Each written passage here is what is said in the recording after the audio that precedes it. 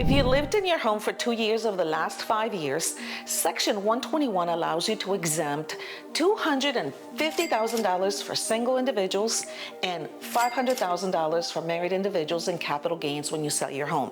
And I'm going to show you exactly how to do this.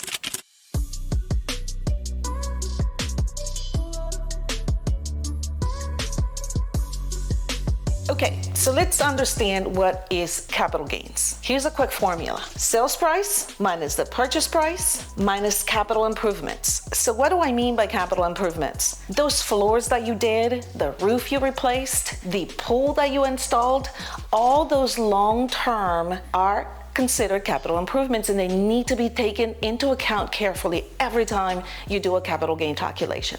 So let's start with a house that was sold for $550,000. Now the purchase price is $200,000 minus, we're gonna say this is a pool that we installed. So that's $50,000. Your capital gain now is $300,000 as single, $300,000 as married. The difference here is you take your capital exclusion of $250,000 under Section 121, and now you have a $50,000 capital gain, a single, and $500,000 for married individuals. You actually brought your tax to zero. And that is how you exclude $250,000 as single, $500,000 as married for capital gains. To qualify for Section 121, you must own your home for 2 years. You must have lived there for 2 of the last 5.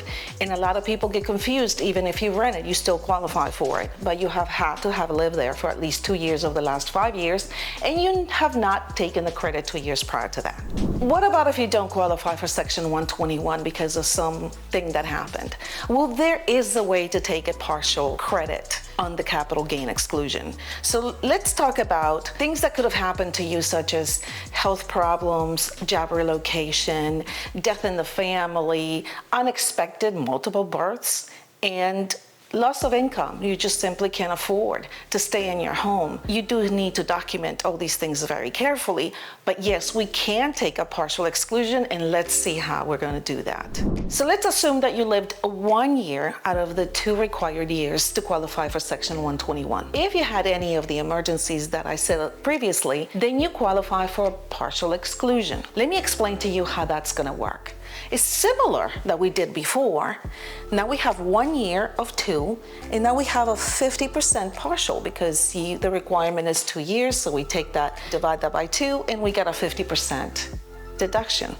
Now what we do is we take 50% of the $250,000 capital gain exclusion, and we take it here. We subtract it from the $300,000 capital gain. Now you have a $175,000 capital gain instead of $300,000 by using the partial exclusion. Same with a married couple. $300,000 capital gain. Now we take the $250,000 exclusion. It's no longer $500,000 because we're taking 50%. And now, as a married couple, they end up with a $50,000 capital gain to be shown on their taxes.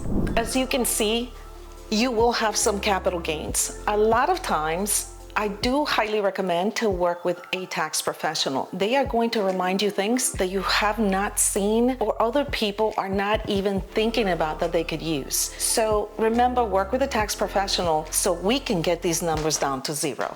If you have any questions, put them in the comments below and we'll get back to you, and or perhaps make another video if there's enough questions regarding capital gains, which seems to be a biggie when people sell their home. If you like this video, like and subscribe, and we'll see you next time.